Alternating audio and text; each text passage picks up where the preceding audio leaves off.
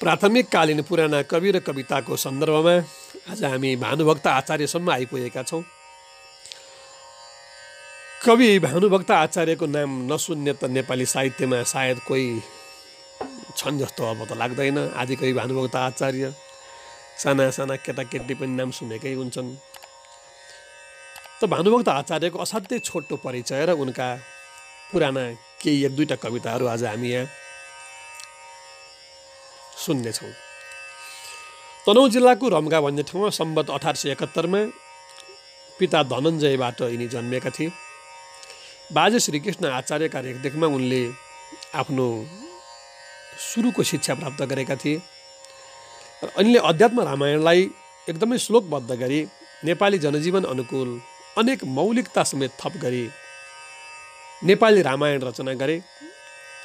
सँगसँगै बधु शिक्षा र अन्य सामाजिक फुटकर कविता लगायत प्रश्नोत्तर, भक्तमाला जस्ता आध्यात्मिक रचना पनि उनले नेपाली भाषामा लेखे। उनको रामायण नेपाली जनजीवनमा निकै प्रिय सामग्रीका रूपमा देखा पर्यो। आजसम्म पनि नेपाली जनताको जिब्राको टुप्पामा यही रामायण घनिकिरहेको छ, गुन्जिरहेको छ। नेपाली जनताको जिब्रोले यही जपिरहेको छ। उनका सम्पूर्ण सामग्रीको मूल्याङ्कन गरी उनलाई आदिकविको रूपमा पनि सम्मानित गरिएको छ। उनका रचनाको प्रतिनिधित्वका लागि यहाँ बधु शिक्षा र प्रश्नोत्तर 2 रचना राखिएका छन्। अहिले यहाँलाई भन्ने गरेको छु, यो प्राचीन नेपाली पद्य साझा प्रकाशनको जम्मा 2वटा कविता यसमा राखिएको छ। उनका रचनामा पाइने सरलता, सरसता, रोचकता जस्ता गुणले नेपाली पाठकको हृदय तनक्कै तान्न सफल भएका छन् भने सामाजिक काव्यमा पाइने एकदम उपदेशपरक व्यङ्ग्य प्रधानकता र स्वाभाविकताले त्यत्तिकै प्रभावकारिता, सृजन सफलताको प्रसिद्धि पनि उनले पाएका छन्। भानुभक्तको कवि व्यक्तित्वबारे धेरैले धेरै ठाउँमा त चर्चा गरेकै छन्। मोतीराम भट्ट, नरनाथ आचार्यद्वारा रचित आदिकविका जीवनीहरू पढ्दाखेरिमा पनि हामी उनका बारेमा अझै धेरै कुराहरू जान्न सक्दछौँ। आउनुहोस् अब एउटा कविता पढौँ उनको।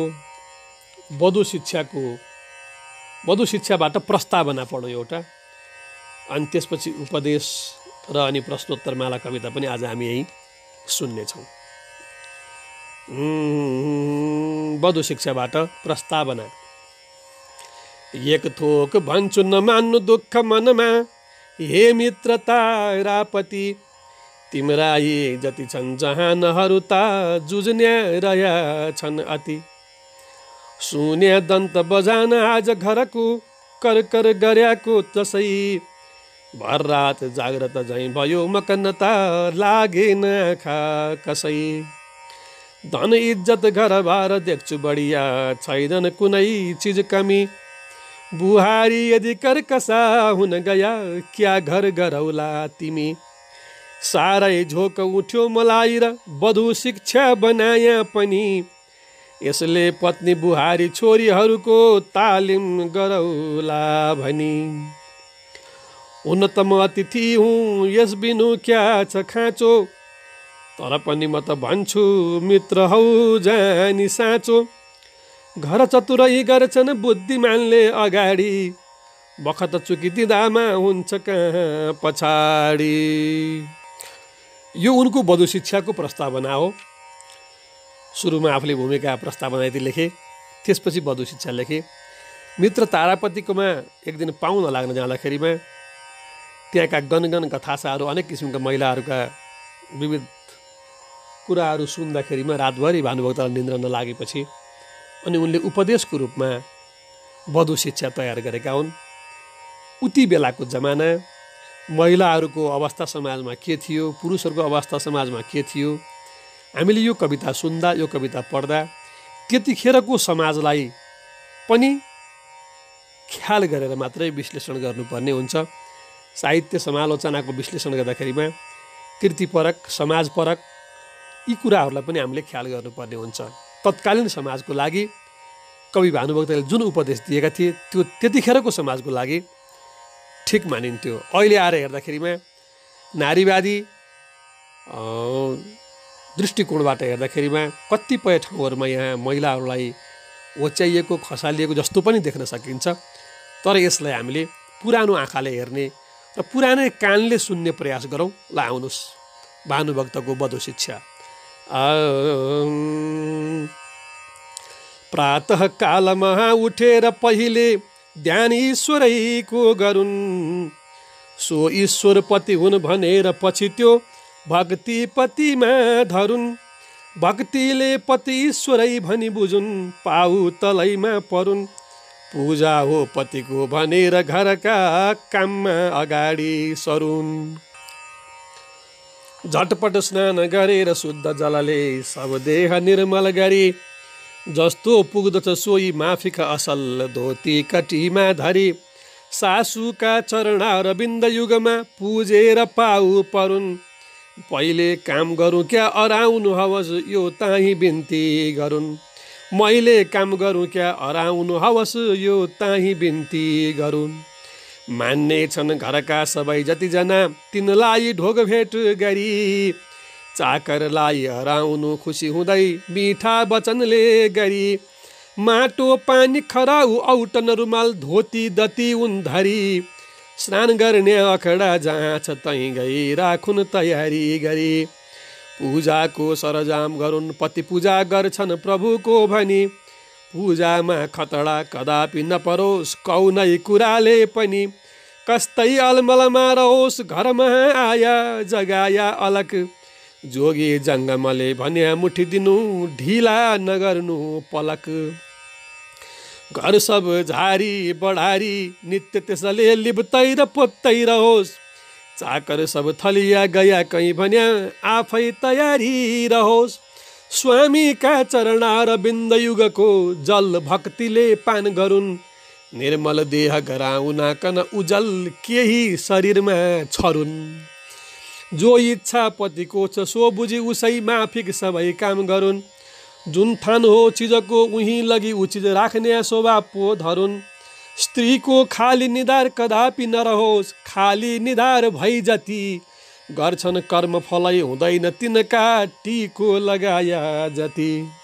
स्त्रीको खाली निधार कदापि नरहोस्, खाली निधार भई जति गर्छन् कर्म फलै हुँदैन तिनका टिको लगाया जति। तस्मात् नित्य टिका लगाई पहिले धन्दा पछाडि गरून्, पूजाको सरजाम तयार गरिसकी भान्सा विषयमन धरुन्। भान्साको सरजाम चाकर गरून्, भाँडा सफाई गरी खाने चिज भण्डारमा पछि झिकुन् आफै अगाडि सरी। रोगी बालक वृद्ध कोही घरमा हुन्छन् त तिनको पनि, धत जानिकन तम तयार चिज गरून् खाने छ यस्तो भनी। धत जानिकन तम तयार चिज गरून् खाने छ यस्तो भनी। यस्ता रीतिसित चिज बनाए बढिया सासू ससुरा पति, लाई खुवाई सकेर फेरि घरका खुवाउन जहान छन् जति। खुवाई प्याई सकेर सर्व परिवारले खाइ सक्छन् जसै, चुल्हा चौकी लिपाई जल्दी जुठा भाँडा मजाउन् तसै। जो चिज वस्तु भण्डारदेखि अघि जो जो झिकेर ल्याई थिइन्, सो सम्झेर तुरुन्त सोही थलमा ती वस्तु राखिदिउन्। अल्सी दूर गरेर नारीहरूले थानको र मानको गरी, काम काममा परिवार लाएर विचार गर्दै रहन् दिनभरि।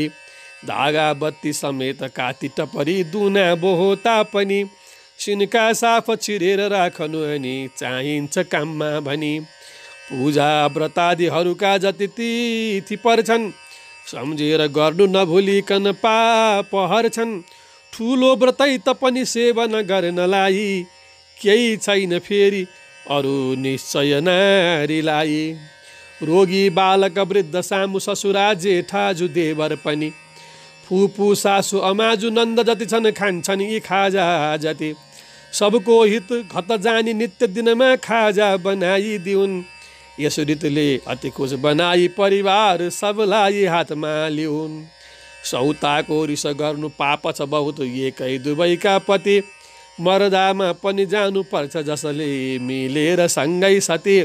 यस्तो जानी नमानी केही मनमा मिलुन् बहुतै गरी, टालटुल गर्नु फुट्यो टुट्यो घर भने सिपलाई जाहेर गरी अर्काका घरमा नजानु कहिल्यै आफ्ना घरैमा बसी जे हुनु सब चिज जति छ घरमा कुना र कानी पसी पर्छन् श्राद्ध दसैँ तिहार अरू चाड चाहिन्छ तिनमा जति ती चिज सम्झी अगाडि सङ्ग्रह गरोस् यसमा नचुकोस् रति मान्या जनक नमान्नु जान्नु घरको ठक्को ठगाई पनि सब सासूसित भन्न जानु उ गरून् यसको सजाई भनी यस्ता रीतसित सब गरेर बसमा राखोस् सबैमा दया तिनको याद तुरुन्त गर्नु जन जो भोका र नाङ्गा भया यस्ता रीतसित सब गरेर बसमा राखोस् सबैमा दया तिनको याद तुरुन्त गर्नु जन जो भोका र नाङ्गा भया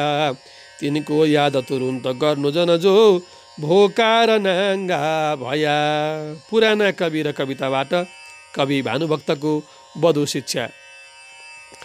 आउनुहोस् अब प्रश्नोत्तर मालाबाट थोरै प्रश्नोत्तर।